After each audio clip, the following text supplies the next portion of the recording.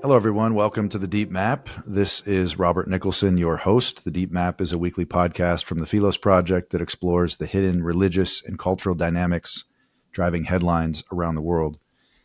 Really excited about this episode. I'm really excited about all episodes. I realize I say that at the beginning of every conversation, but it's genuine, and mostly because I get to have these conversations with friends. And today is no exception.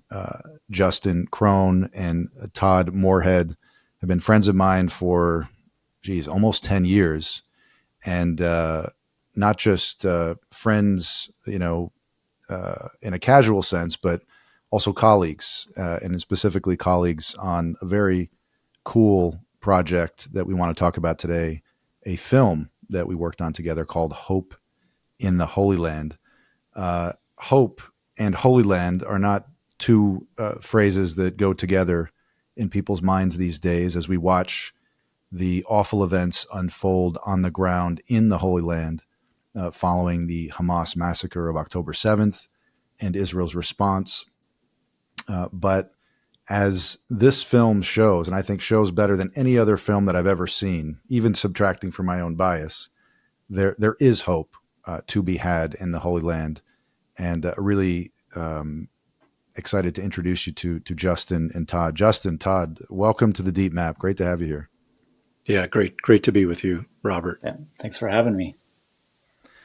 Todd Morehead is the founder and director of Grafted Ministries and is from Southern California. He is a surfer dude, a legit surfer dude, where he lives with his wife and 4 kids. He's a graduate of Talbot Seminary. He has an MA in Biblical and Theological Studies, and he's been doing Christian ministry for over 2 decades. Justin Kron is the founding director of the Kesher Project.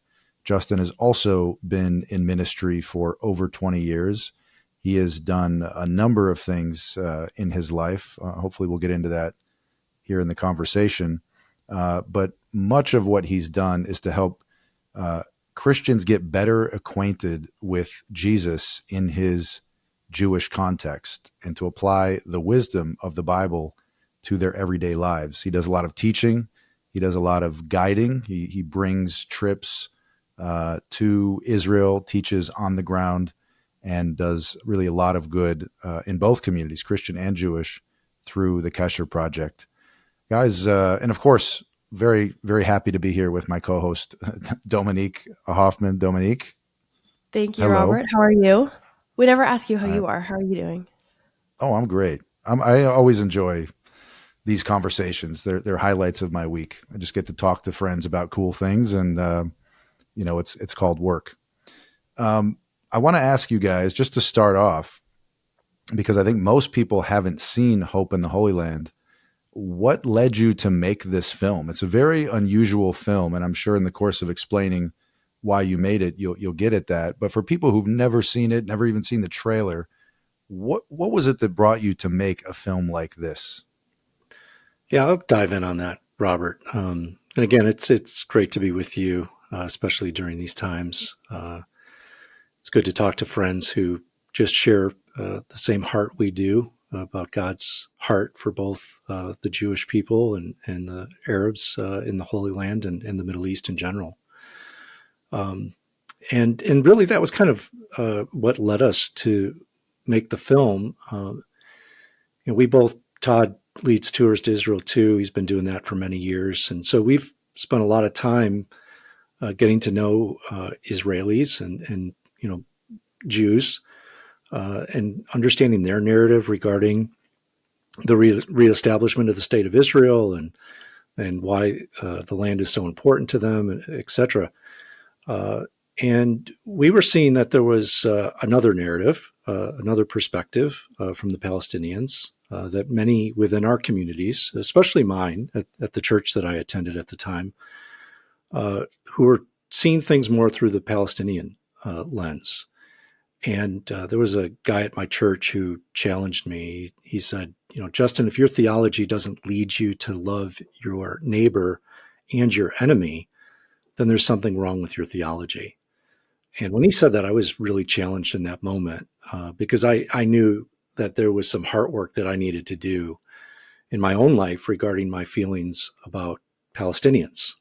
And the fact that I'd been there many times and really hadn't spent a lot of time with them. So that coupled with, hearing, voices that were presenting Israel as a foreign colonist oppressor who was unjustly oppressing the Palestinian people, voices that were in effect questioning Israel's right to exist, as a questioning if it should have ever been created or recreated in the first place. And that just didn't sit right with me, and it felt incredibly unbalanced for that. And there were a couple films, just to mention that too, that were presenting this perspective to Christian audiences. Well, I had just met Todd after he released his first film called Promised Land: Israel Through the Eyes of Surfers. And I loved it because I can live vicariously through Todd's ability to surf, especially in the Holy Land. And after he made that film and we met, became fast friends, and I just suggested, hey, Todd, if you thought about maybe wanting to make another film that might counter these other films that have been made. And Todd was all for the idea, and then it really just kind of became like, well, who's the right organization to partner with? Well, Robert, that's where you came into the picture, and kind of the rest is history, but we'll get to talk a little bit more about that history today. Todd, how about you? It's good that you mentioned that, Justin, because you, Todd, have made two films. You made a film before Hope in the Holy Land. This was not new to you, but when Justin met you, had you been thinking about this, and what was your feeling at that point about making a film like this? Well, I didn't actually want to make another film ever until I saw With God on Our Side. And after I saw that film, the way I remember it, Justin, we were sitting in your house and I said, Justin, we've got to make a film to counter this. and you said something like, I don't know how to make a film. And I said something like, I just did, that we can do this. Yeah. And that's really what, set us on course is these really biased films against Israel that I felt did, for a place that I have loved since I was preteens, and I've fallen in love with the people in the land, to hear this narrative that is so inaccurate. And I mean, there's so much hurt, but it's like they weave a story through the hurt, and they twist the history and the Bible to propel this narrative.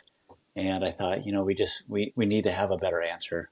And during the course of this time, I was challenged by one of my professors to really look into what God's heart is for the Arabs in general and the Palestinians in particular. And one of your, by the way, one of your professors from Biola, just from in Biola, case people are wondering. Yeah. Yep. It's from Talbot, Biola. And she challenged me, and it really helped me on this course of gaining God's heart for the Arab people. And it was amazing. It was an amazing process, and being able to take people on the journey, which is recorded in Hope in the Holy Land. Well, for those who don't follow this subgenre of film, the film that Justin, as you were Todd just mentioned, With God on Our Side, was one of a couple of films that came out in the early 2000s. The other one I'm remembering is Little Town of Bethlehem, which, although ostensibly Christian and middle of the road, fair and balanced, were, I think, on net assessment, quite tilted in the direction of the Palestinian national narrative.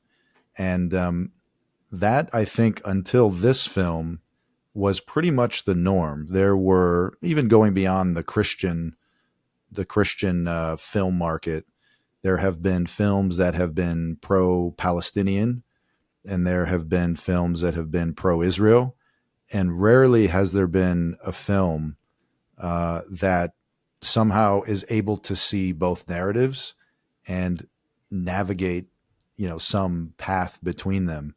I think that's the genius of this film. And I want to ask you guys, Justin, I'll come back to you. just again, for people who've never seen the film, in a practical sense, what is the film? How does it work? What is it about? And what are people going to see once they tune in? Yeah, so we decided that it would be great to put Todd on a journey of discovery, to meet with people on both sides, men on the street, people on the street, so-called experts, those who are living it and in it. You're not going to hear from politicians and such. You're going to hear from the everyday Israeli and the everyday Palestinian on how they feel about their neighbors, their views to certain things that are going on. We asked them a series of questions. Had Todd ask a lot of questions about what they think about X, Y, or Z, and let them speak, let them tell their stories, and in a sense, really let the audience decide where they want to end up. Once the film is done, and Todd does share his perspective and such throughout the film, but not in such a way that he's trying to force the viewer to agree with him. And so it's really I think a very, very balanced portrayal of what's going on. We did provide some background history. So for those who they have no idea, what year Israel was created or what happened before 1948, who are some of the major players and such.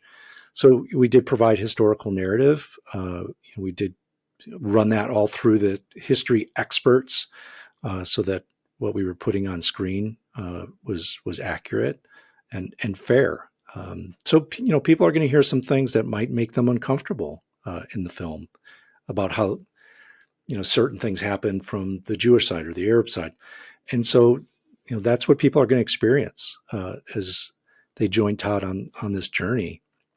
And it was not only it's not only going to be enlightening for those who watch it, they're going to discover it was incredibly enlightening for us. There were some eye-opening moments throughout our journey. Todd, quick question to you. Similar one. You are the vehicle for our discovery, right? You're the kind of the main character of the film. Unfortunately, yeah. Sorry about that. But I want to ask you. I kind of remember that part of the process, but how did you feel about that? Because there's something about it that's cool. There's also something about it that's a little unsettling, vulnerable, right? Especially on such controversial questions as this. When going into this project, were you a little nervous? Well, that's a good question. I think I had all sorts of unanswered questions of what I was going to discover, what I measure up, how would I do? I'm not very used to having a camera in my face and then saying, "Hey, how'd you feel just now?" And then like taking a deep breath and really trying to articulate the feelings that I had of something I saw, let's say in the West Bank or Judea, Samaria. And so, I prayed a lot through it. Justin was always just so encouraging to me. Jesse Schlunt, who was a director and editor, very encouraging. And it's really, and this is what I found with the first film I made, Promised Land. It's the people you have around you that make it work. And our team was dedicated. And I mean, especially Justin and I, as the one who, the producers who carried it A through Z, we were so dedicated to it that we were going, we had each other's backs. So that really helped during the hard times. Yeah. I think it's important to say too, that, Robert, you guys didn't tell us these are the people you need to talk to. And I mean, you guys funded the film. This film, for all practical purposes would not have happened unless the Philos Project got behind it and believed in it. But never once along the way did you say, "Hey, you have to talk to this person," or "We're uncomfortable about what this person said and we want you to take it out." I mean, you gave us free rein to make this a real and authentic experience that was not only important for us as people, but for the viewer at the end of it. And so just want to say we both really appreciate that. And I think those who are listening right now should be encouraged to know that I think this, as many people have said, it's the most fair and balanced portrayal of the conflict they've ever seen, and we're glad that people are saying that. Yes, because that was a challenge the entire way to be fair and balanced. And when we hear that, it's quite a accomplishment, I think. Well, I couldn't agree more. And like Robert was saying, for those who haven't seen the documentary, you perfectly weave this narrative of both a Palestinian Christian perspective, you have the Arab Muslim perspective, and then you have the Jewish Israeli perspective. And then somehow through that all, you also try and tie a string through what a Christian in the West should, consider when they think about the Holy Land. And you start the documentary off with asking, what is Zionism? And obviously that means something different to Israelis. It means something different to Palestinians. And it might mean something different to Christians in the West. So why did you start as like a catalyst, the documentary, with that question? And through your journey, what did you learn from the different perspectives of what Zionism means? Yeah, go ahead, Todd. Thank you. Because you asked the question. I mean, yeah, you're the one on film asking that question. So. Yeah, well, I mean, there's so much confusion. You said it. Zionism means something different to a Palestinian than it does to an Israeli, and it does to a Jew in the West or anywhere in the world. And it means something. Possibly, it can mean something to a Christian, depending on what circles they grow up in and the influence of their pastor or what their media. So, I think to get a perspective of, oh, this is what they're saying and this is what they're saying, and then we bring the definition in of what it is, because there is truth of what it is. And so by presenting that, I think it's a real eye opener. What's really interesting is in the film, you hear Palestinians say, some of them say, we have no problem with the Jews. They're just like you and me. They have a mother, a brother. They have a one God religion. It's the Zionists. The Zionists are the cancer. The Zionists are the cancer. So the question people have is, well, hold on a second. What? Even after we give the definition, they say, what's a Zionist? What's the difference? Why do they hate a Zionist but not a Jew? So it's really important to clear that up. Yeah, and through the interviews, it comes out that a lot of Palestinians just believe that the existence of a sovereign Jewish state is an injustice against their people, and that it never should have happened, and that there essentially is no room for the existence of a Jewish state. And they have different reasons kind of for that, but as we continue to kind of dig a little bit deeper, underlying that view for many of them is the influence of fundamentalist Islamic views on Israel, which is that territory, because it had once been under Islamic rule, is now considered to be sacred territory, and can't be governed by anyone who's not a Muslim. So, the Jews and the Christian West, who supports the Jewish people having the right to self-determination in that land, that they become the enemy. And not just an enemy to them personally, but an enemy to their religion. And so that's captured in the film. It's not, again, I think it's important for people to understand that's not us manipulating the people we talk to. That this is their candid, honest view and convictions regarding things. And so as the viewer can then decide, well, are they going to believe them or are they not going to believe them? And we've taken the position that it's a really good idea that you believe what people say. When Hamas says that they want to completely wipe Israel off the map, and in fact they want to wipe all Jews off the world map, I think it's a good idea to believe them. And October 7th, I think, really captured that they mean what they say. So Justin, you made a very important distinction between a Christian in the West and a Christian in the region, a Palestinian Christian. And Todd, you spoke with a few in the documentary. And so in speaking with them, were you expecting to share more theological similarities? And what struck you in those conversations, and what points of tension did you have in disagreement? Yes, I thought the majority of those conversations were going to be theological. Now, I spoke to somebody who calls themselves a Palestinian Christian, and then a Palestinian who calls himself a Christian liberation theologian, and those are two different things. And both got into theology. I would say heavier theology was with the Christian liberation theologian, and that interview was the hardest interview I did, because I'm not exaggerating. There was not one thing after reading the Bible for my entire life. There was not one thing I could agree with him on.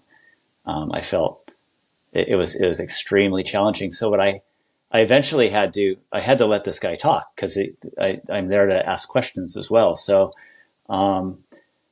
yes, I mean, I would pose him with a verse straight out of Scripture, and I won't go into it, but he would give me an answer of like, well, we don't believe God's a real estate agent.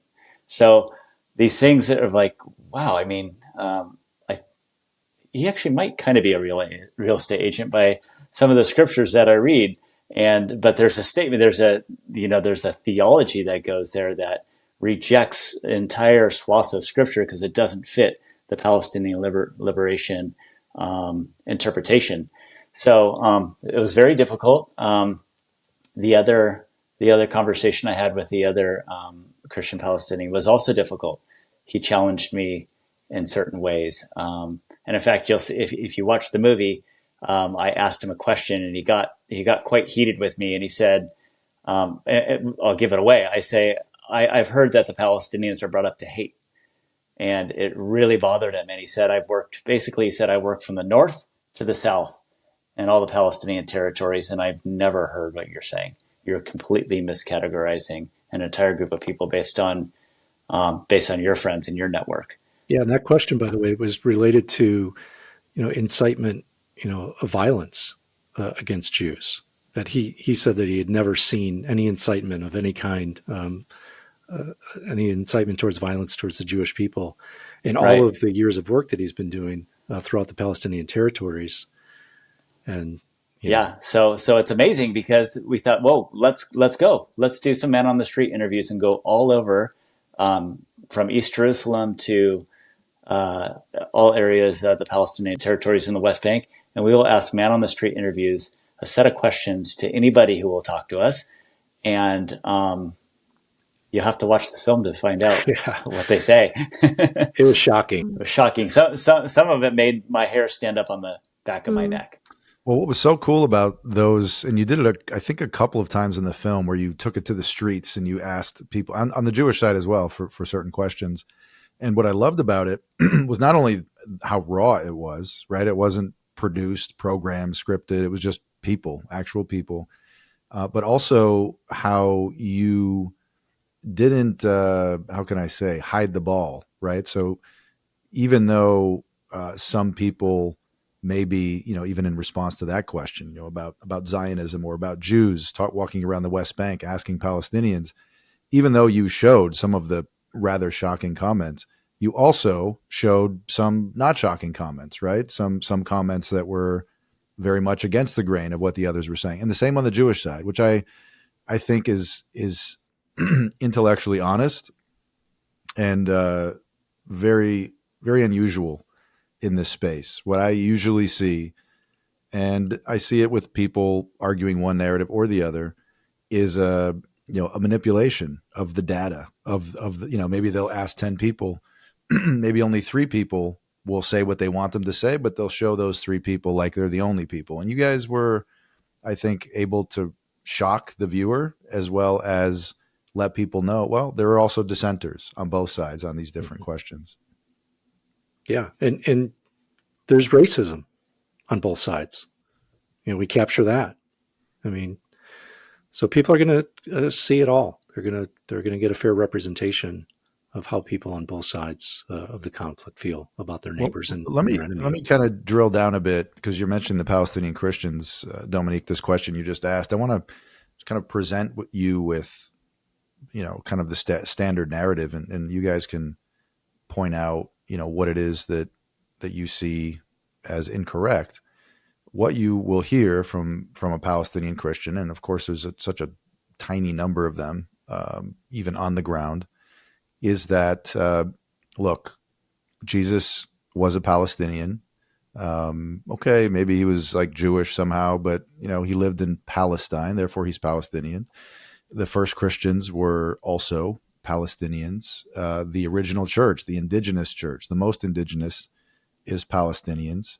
The Jews are fine, to the point you made, Todd. They're not, if they're not Zionists, they're fine. They worship one God.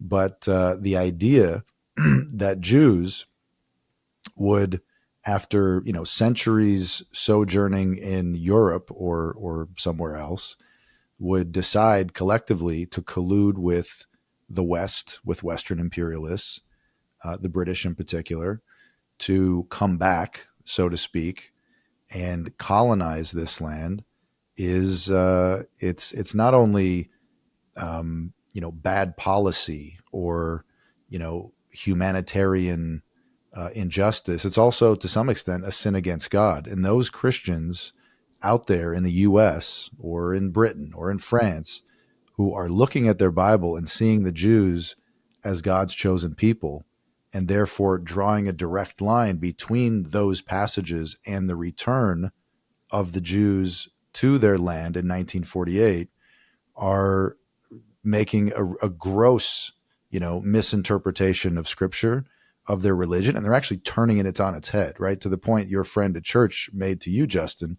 You are creating a theology that doesn't exist, and that, in point of fact, actually is designed not only to, harm your enemy, but also to some extent harms your friend, right? And therefore, you, Christian supporter of Israel, Christian Zionist, are supremely anti-Christian, and you're harming the indigenous Christians, your brothers and sisters on the ground in Palestine, in a very horrible way, right? This is more or less, I think, an abbreviated version of the Palestinian Christian narrative that you hear from many. Now I feel terrible about myself. Thanks, Robert. Well, that was no, you, good Todd. job. So I think you did a fantastic job. You've thought about this before. Yeah, once or twice. What is the problem with that? Where does that go off the rails for you? Because obviously, as Christians, you meet a Christian wherever they live. There's some kind of kinship, right? We realize we both, Christ. We worship Christ. We're part of the church, and yet there are these points, as you pointed out, Todd, where you're like, wait a minute, that's not how I see things. For me, first, it goes off the rails. When you first began, it went off the rails historically, because there's never been a sovereign state called Palestine. So calling Jesus a Palestinian before it was ever called Palestine by the Romans is a rewrite of history.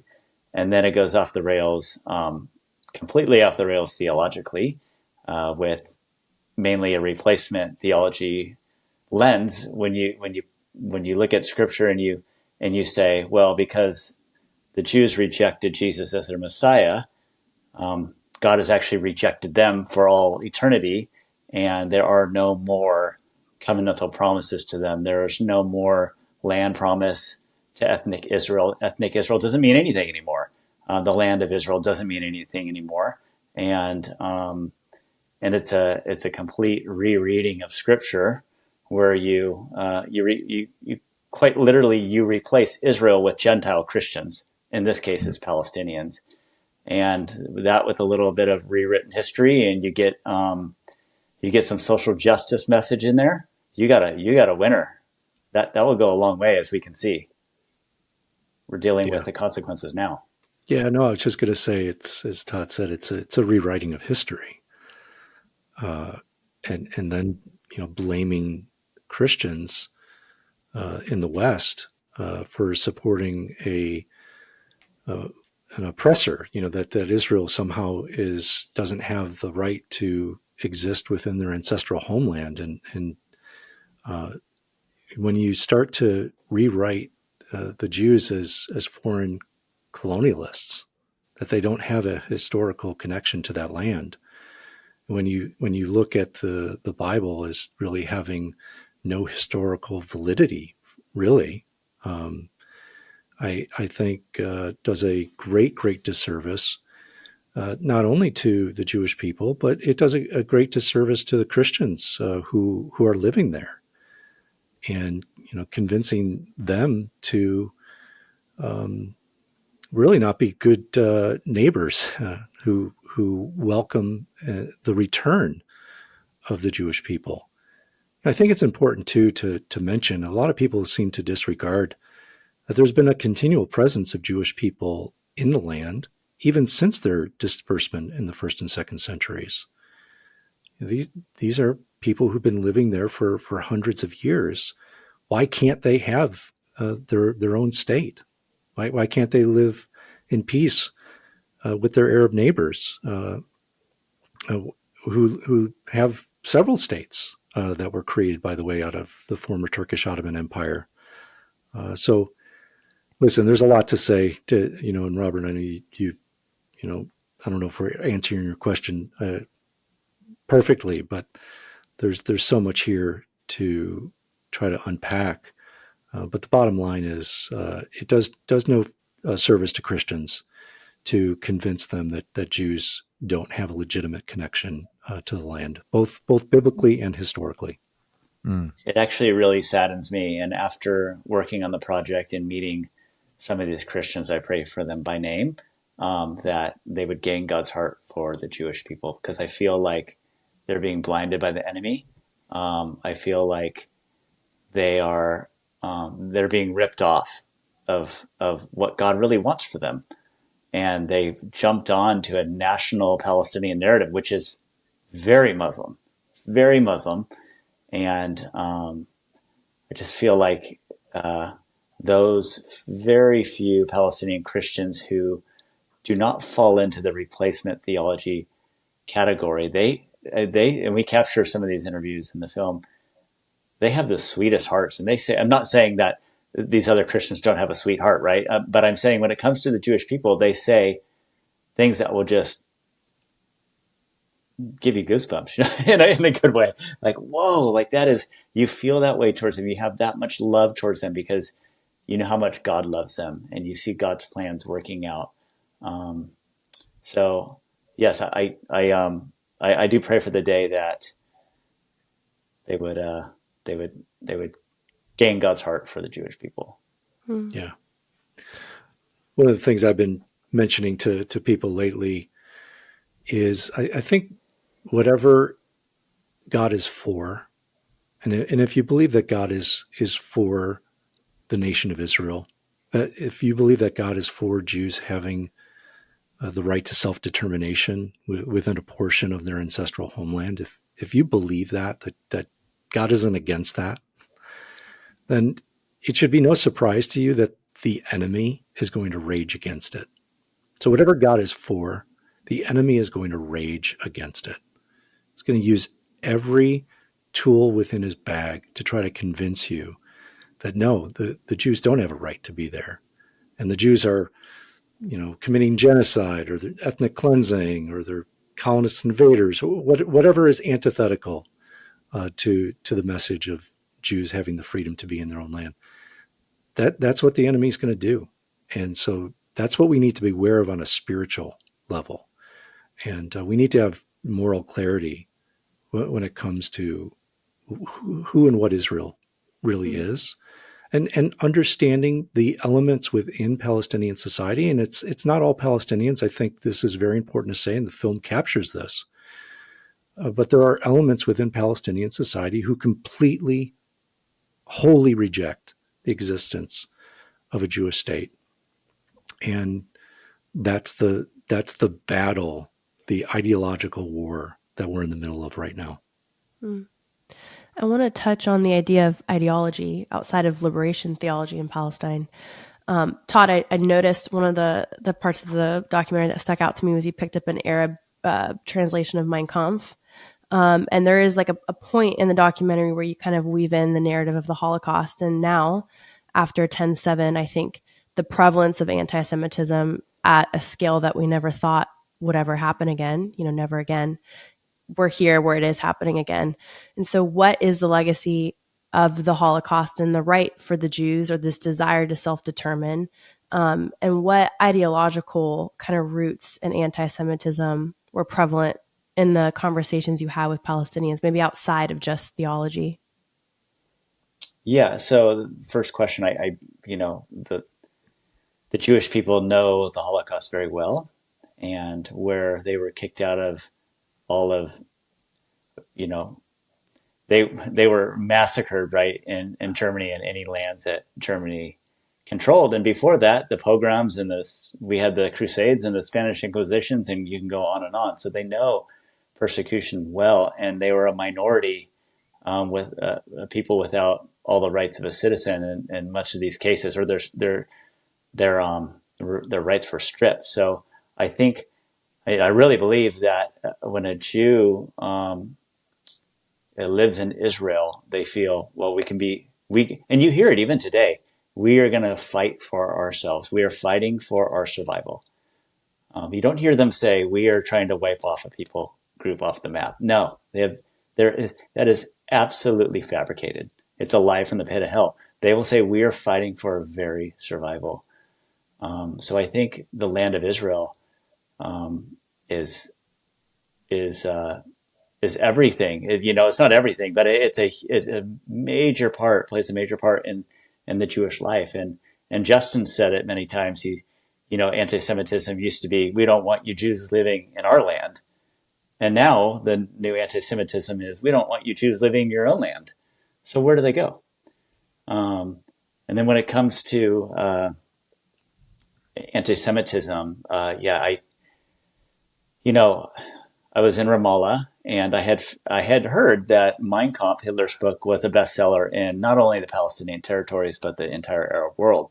So I had it on my list to go into a bookstore and find it. I don't know who told me. Maybe Robert. It could have been you. It could have been Luke. I'm not sure who told me. But somebody said, "Well, they don't have bookstores that I know of." And I thought, well, maybe I won't find it. I totally forgot about it. And I was walking in downtown Ramallah, which, by the way, is when I say Ramallah, if you're thinking about a refugee camp, think of more like a strip mall in one of your cities, whether it be Chicago, New York, or California, where you have all the amenities and people dressed very nice, people not lacking, driving very, very nice cars. And I was walking in that street, and there was a street vendor who was selling books, and right there in front of my face, Mein Kampf in Arabic, and I couldn't believe it. And then, after my interviews, and what I experience in the Man of the Street interviews and asking people, October 7th, I think what surprised me is that they were able to do what they did. The ideologies did not surprise me. I am not surprised that Hamas has it in their charter to wipe Israel off the face of the map and to wipe every Jew off. That is fundamental. That's their teaching of Islam, and they're not a minority. That entire countries believe this. I mean, Iran believes it, and so it's not every Iranian believes that. Of course not. Yeah. But thank you for clarifying. But it's their leaders certainly do. The leaders of Hezbollah and Hamas, and these are not small. This is not small change. This is not a few people. And I heard that everywhere I went. The anti-Semitism towards the Jewish people, and if you watch the movie, you'll see where a guy comes up to me and he tells me, actually, we're not sad that the Jews are here. And this guy did, by the way, did not look like a very religious. He didn't look religious at all.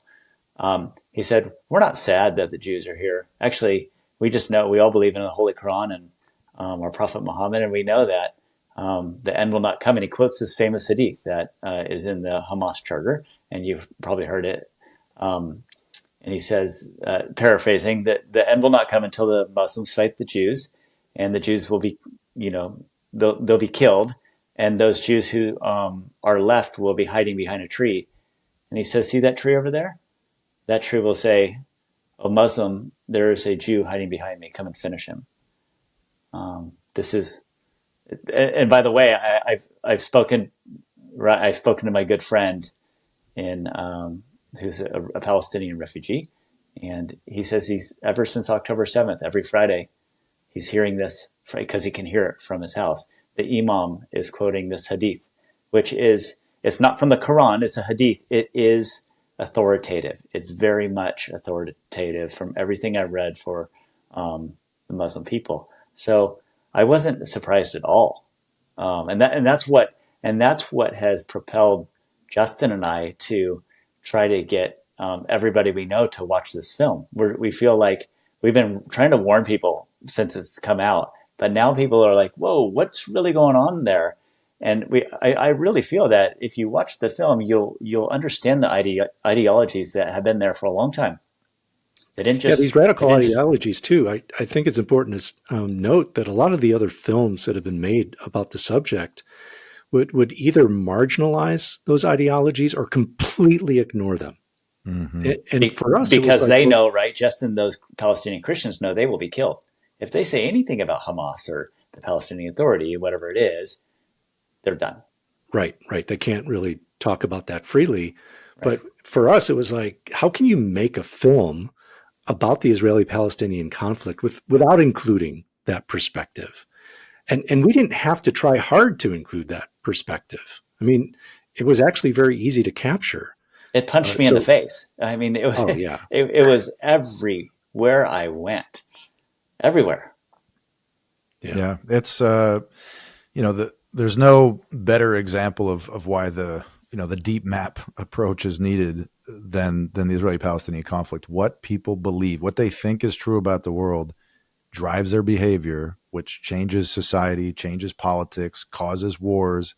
And yet we have, people in Washington, D.C., other world capitals, people on college campuses who are looking at the conflict, as you said, Justin, completely ignoring all of the things that these people are thinking. And, as somebody who understands there's a spiritual side to human affairs, you look at that and you think, how could you possibly understand the conflict, much less how to solve it, until you factor those things in? And you guys, I think, again, I'm very biased with this film. It is the single best presentation of the role that belief, that ideology plays in this conflict that I've ever seen. It just doesn't come up. It is totally marginalized, as you said, or ignored. And you guys put it right in the front. And I think that's what makes this film so beautiful. Yeah. Real quick, you could be an atheist and not believe in the spiritual realm at all, but we still need it to acknowledge other people do. So there's ideologies at play. And right. You may think it's crazy, but they don't. And that's really all that matters. Right. So you guys mentioned 10-7. I want to bring this up to date. I want to ask a provocative question. So you guys made, by all accounts, a fair and balanced film. We have seen an absolute atrocity committed against I was going to say Jewish people of Israel. It's not just Jews. It's also Arabs. It's also people who are visiting, among the 1,400 killed and of course the couple hundred hostages. How does your film hold up? Have you gone back and rewatched the movie since October 7th? And if so, what have you felt? Are there things you feel like you got wrong, things you think you should have covered that you didn't? Is it too fair and balanced? No, it's not. It still hits perfectly. I've watched it a few times since 10-7, and it really captures, again, it captures the views and the opinions, the ideologies that led to 10-7 that are still there today. And there's not a thing in the film that I wish we had done differently, or that I wish we hadn't included, or I wish we would have included. I think it's all there. It's incredibly relevant. And so much of what led to 10-7 is decades of history the film captures that history. So if you want to understand why 10/7 happened, then watch the film. If you don't want to spend several hours reading a book or a couple of books about it, well, we made it easier for you to spend a couple of hours to watch a film. And now, listen, is the film the only resource on this? Absolutely not. But I think it's a really good start for anyone who is unsure or unclear about what has happened there and is what is happening there right now. Yeah, How about I you, would Todd? agree. I would agree with Justin. Although after October 7th, I I think the Jewish people are they have been so horrified by what took place that I think in some of the interviews that you'll see a much kinder, I should say, somebody who has a lot more hope for the future between the Palestinians, somebody who is willing to give much more grace to the Palestinians and feel empathy. I think if you interviewed them right now, as it's still very raw, how could you not have a different perspective coming from the Jewish side of experiencing what they have all gone through?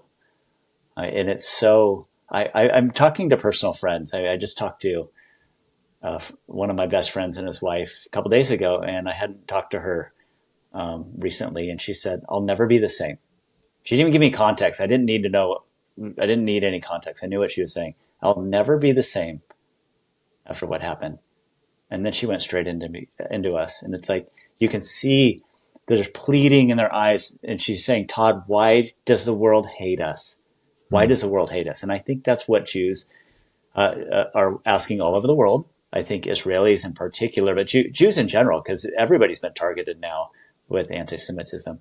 But the question is, why are we so hated? And so it's still very raw. So you might get a different answer to some of those questions that were, but maybe more gracious towards the Palestinians, which I could completely understand. Mm-hmm. Yeah, I want to mention there's a comment that Jack Engelhard wrote almost 10 years ago in an op-ed. Jack Engelhard, he's the writer of the book Indecent Proposal, which became a very well-known film. And he wrote in response to his concerns over growing anti-Semitic attacks towards Jewish students on college campuses, that was motivated by a lot of anti-Zionism on campuses. And this, keep in mind, this was like 10 years ago. And he wrote, "So where are the Christians who've been taught to love their neighbor, who've been raised to serve as shelters to those who suffer? Silence? Yes, you are your brother's keeper, but where are you? Your fellow students can use a helping hand. Your fellowship is urgently needed."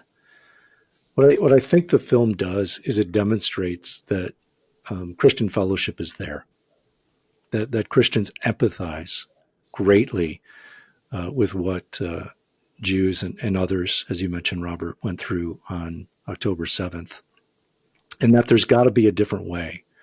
There's got to be a different path that leads towards something different for both Jews and Arabs in that land.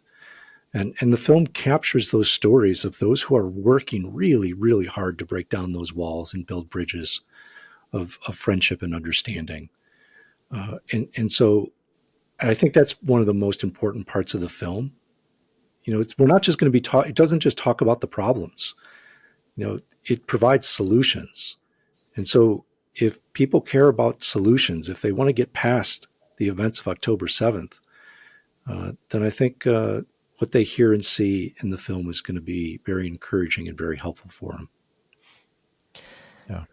Justin and Todd, you both educate Christians here in the West. So what is the reception to the film within your communities? And then looking externally, what can the church do more in the West? I think something that's been shocking after the attacks is the apathy amongst Christians still, that something this horrific could happen. And a lot of Christians truly don't care.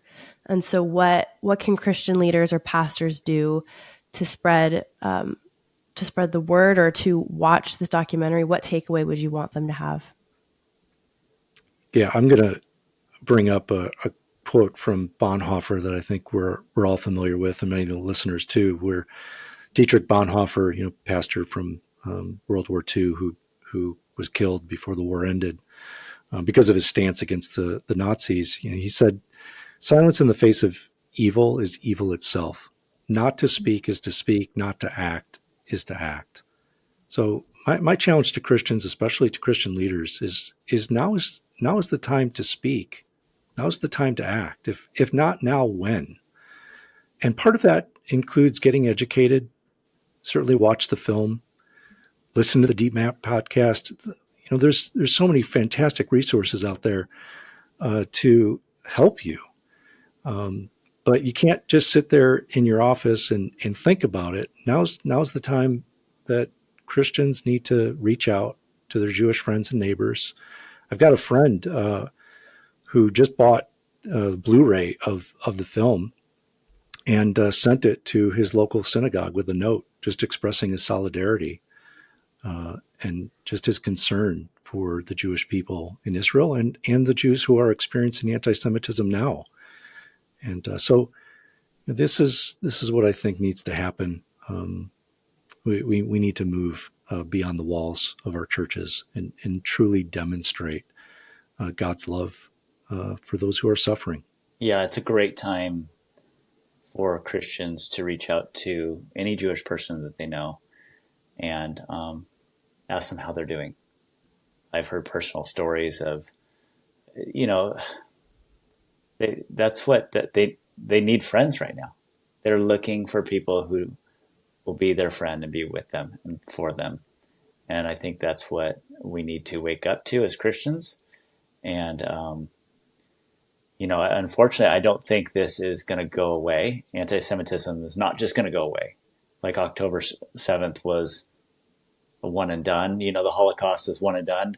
Unfortunately, I think we live in a world that this might just escalate. And it's wake up time for Christians.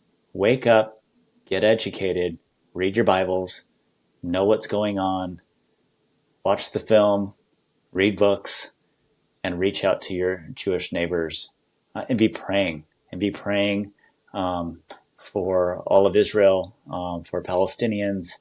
I think it's time to do all those things that we've been taught to practice and do them with all of our heart.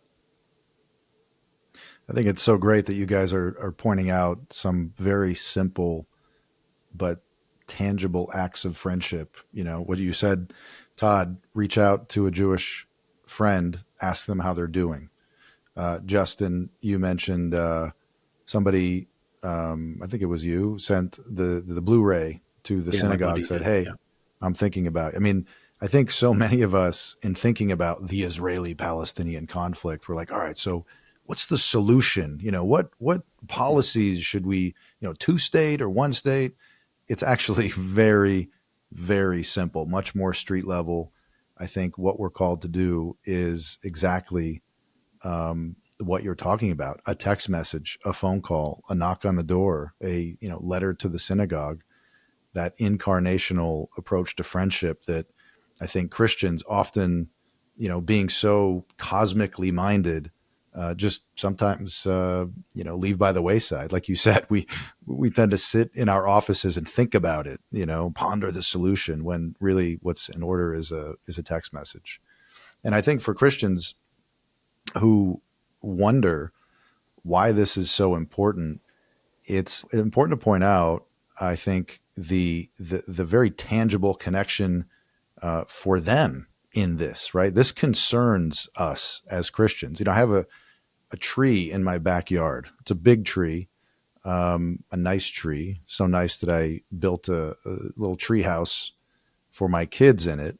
But sad thing about this tree is it's got some kind of disease in the roots, right? It's actually kind of slowly dying before my eyes, and it pains me. I should cut it down, but the kids like to play in the treehouse. And one day I don't know why I was thinking in this vein. I thought, those branches, the most extreme ends of those branches, the leaves could be totally oblivious and even, carefree about, any idea that there's some kind of disease in the roots, there's some kind of problem in the trunk of the tree, and decide to, go about their merry life as a branch or a leaf.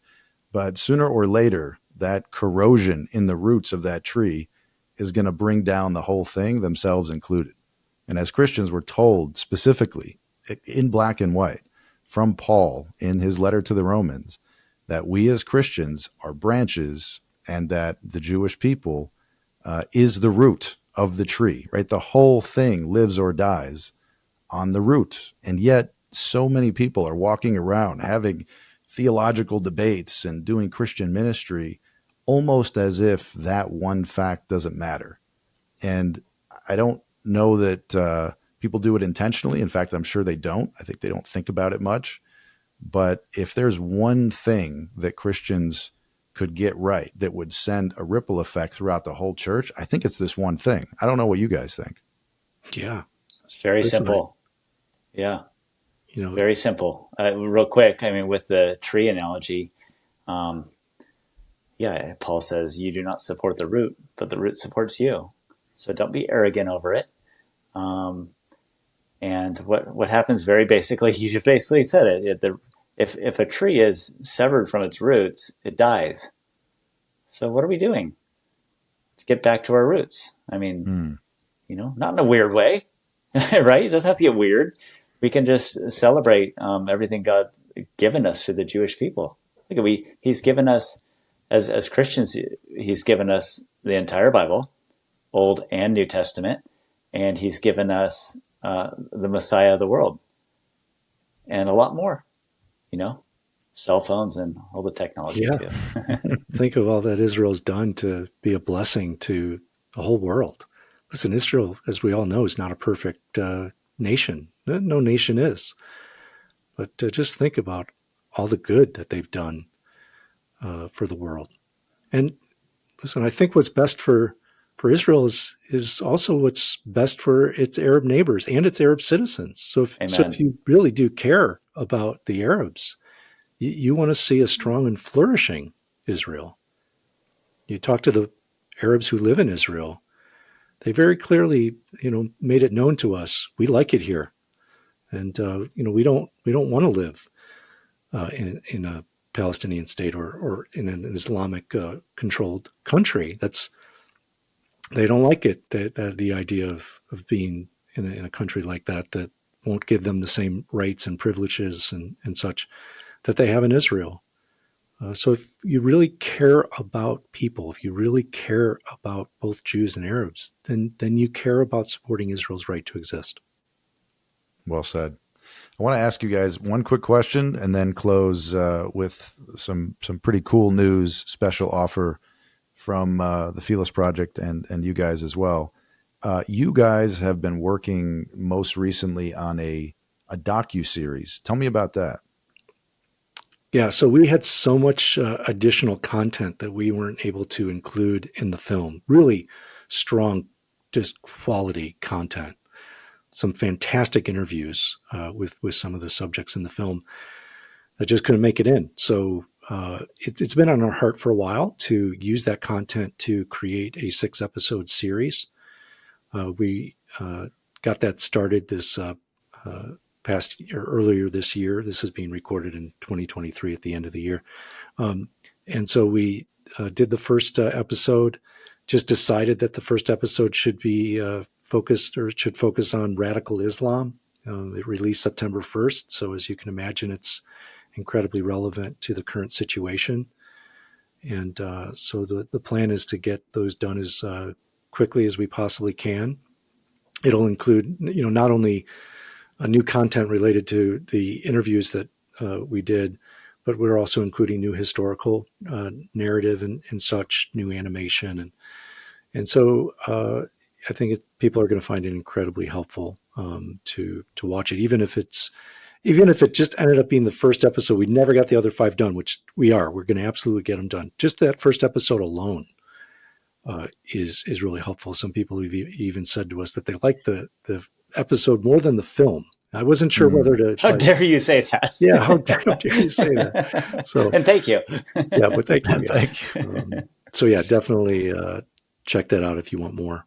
Yeah, It's that's really called phenomenal. Hope in the Holy Land, the series, and that's on YouTube. It's on free YouTube. on Yeah, YouTube. it's free. Yeah, it's on our YouTube channel for free. The pilot episode's called Liberation or Occupation. Mm. So it's back, so relevant today. It's amazing you dropped it on September 1st. I mean, providential. I do. Speaking of free, I want to make an announcement, and this is just for those of you who've made it this long into this conversation. Also, anybody who checks our social media. We are at the Philos Project giving a Christmas gift to the world, working together with Justin and Todd to make this film, Hope in the Holy Land, free on YouTube from now. We're recording today on December 19th. Well, in fact, as of yesterday until January 8th. This film it can be found on Amazon Prime and a number of other platforms. But given world events, just talking together with the team, with Justin, with Todd, we thought this is the moment. People are looking for answers. We've worked so hard on this film. It is a splendid presentation of not just, the conflict as it is, but how we got here. And as Justin alluded to, some different path as to what could happen next. And we want to make that free. And this is for all of you out there who not only have questions for yourself, but are trying to field questions from friends and family. And I run into people every day who have this problem. They say, look, like I kind of know enough about the conflict myself. I kind of understand what's happening, but my mom, my brother, my sister, my friend, my girlfriend, they have questions like, what's the thing I can give them? Hope in the Holy Land is the thing. And what we're asking people to do is, if they haven't seen the film, watch the film, but also to share news of the film, a link to the film, to anybody they can share it with. And furthermore, if they can, especially taking advantage of the holiday break, actually sit with friends and family and watch it with them. Screen it in your living room, show people over the break, let them understand, what is this conflict that's rocking the news today from a deeper perspective. This is, our gift to the world. We worked for years, as Justin and Todd can testify, on this film, thinking through so many different aspects, finding the funding for it. I mean, it was a slog, but we're so proud of the product that we want to remove any possible barrier for people out there to see it. So please check it out. It's on our YouTube page, Philos Project YouTube page. As Justin and Todd alluded to, you can also watch this really awesome first pilot episode of the docuseries, Liberation or Occupation, which gives you a real window into the issue of radical Islam and all of the things surrounding that. And Justin and Todd, for people out there who watch that and say, you know what, I want to help fund the production of the rest of this footage, and make sure that these next episodes see the light of day. Where should they go? Yeah, just go straight to our website, hopeintheholyland.com, and there's a donate link there that people can give to the project, to the series. We have received enough funding to start editing for the second episode, so we just need to fund it. Each episode costs approximately $15,000. There might be somebody listening right now who wants to sponsor the third episode or the fourth episode. You could do that all by yourself. So do that. Also want to encourage people, Robert, I appreciate you encourage people to host screenings of the film with their friends at their homes. Well, maybe, you're a church leader, a religious leader, Jewish leader. Host a screening at your synagogue or at your church. Campus leaders, if you have the opportunity on a college campus, host a screening. That's really in many ways kind of the front lines right now of the ideological war. And so please take advantage of the film. God's been using it to change a lot of hearts and minds, to have compassion for both Jews and Arabs. And that's where we've been called as followers of Jesus, to love our neighbors and to love our enemies. And that's what we want to be about. You guys are really an inspiration to me. It's been really a pleasure working with you. Dominique, you've only met these two gentlemen recently. I'd love to give you the closing word here, if you like. Oh, well, thank you for the honor. What would you want young Christians to take away from this movie? What's the action and the next step? I think it's so easy to have conversations and attend seminars and do coursework. You've already talked about reaching out to the Jewish community, but what's the hope for young Christians specifically? Well, really, it's simple. Watch the movie and share it with everybody you know. Because we really believe, for starters, this is a bit ambitious, but for starters, every Christian in the world needs to see the film. It's not that big of a deal, right? Every Christian in the world. No, it's enormous, right? And then outside of that, I think everybody in the world needs to see it. The world, if people had an understanding from the film alone, I mean, like Justin said, there's other resources. But if people were watching the film, you would not see the division that's going on college campuses, and that stuff would be squashed out right away with truth. So, yeah, show the film or watch the film and share it with your friends. Share it on your social media platforms, and tell the world. Yeah, and I'm just going to put an exclamation point to what Todd just said. So everybody needs to see it. That's right. Planetary promotion. Yeah, I like that. What I love about it too is that these actions are small, and so they're very easy for everyone to do. It's not a huge ask, and there's no really barrier. It's free. So thank you for all the work y'all did. And this, just to make a note, before being on staff at Philos and when I was first getting involved in the pro-Israel space, this documentary was extremely helpful for me in shaping my initial worldview when it comes to the conflict. So if you're young and you're interested before or after 10/7, I get a lot of questions. This is a great starting point. So thank you both. Yeah, our pleasure. Thank you. Thank you, Dominique. Thanks, Robert. Thanks for having us. It was fun. Thank you, guys. It's been a pleasure for us as well.